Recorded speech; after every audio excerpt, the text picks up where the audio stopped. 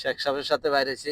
প্রথমত যে কাজ, গাড়িতে বাতাস দিতে হবে, চাক্কাগুলোতে বাতাস শেষ। শেখ সাহেব বসার পরে বুঝতেছি বাতাস দেন একদমই নাই। আমি বসলে তেমন একটা লাগে না, বাট শেখ সাহেব বসলে গাড়ির উপর একটু জবর পড়ে। এরপরে গাড়িতে তেল নাই, তেল ফুরাবো কিছু, বাকি কাজ আস্তে আস্তে করবো।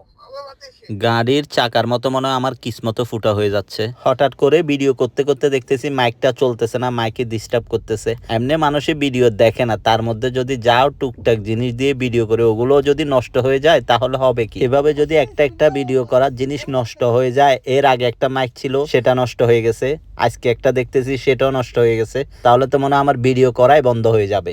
যাই হোক, আল্লাহ যা করে ভালোর জন্যই করে, কোনোভাবে হাল ছাড়া যাবে না। একটা কাজ করতেছি যখন সেটা করে দেখি, সেটা শেষ কোথায় যায় সেটা দেখবো ইনশাআল্লাহ। যেটা কিসমতে আছে সেটাই হচ্ছে, সেটাতে কোনো মন খারাপ নাই। আল্লাহ যেটা করে ভালোর জন্যই করে। যাই হোক, আমার কাজের মধ্যে আসি। মূলত আমি বের হয়েছিলাম শেখ সাহেবের সাথে। শেখ সাহেবের কিছু জিনিস ছিল ওগুলা নেওয়ার জন্য, বাট শেখ সাহেবের জিনিস নিতে বের হয়ে বসের বউর কল চলে আসছে, কিছু জিনিস লাগবে। পরে বস থেকে অনুমতি নিলাম, বস বলল ওকে নিয়ে আসো। সেই জিনিসগুলো নেওয়ার জন্য অনেক দূরে যাওয়া লাগবে। গাড়ি নিয়ে আসছি কালোটা, জানি না কিভাবে যাব, লুকোচুরি করে যাওয়া লাগবে, কিছুই করার নাই।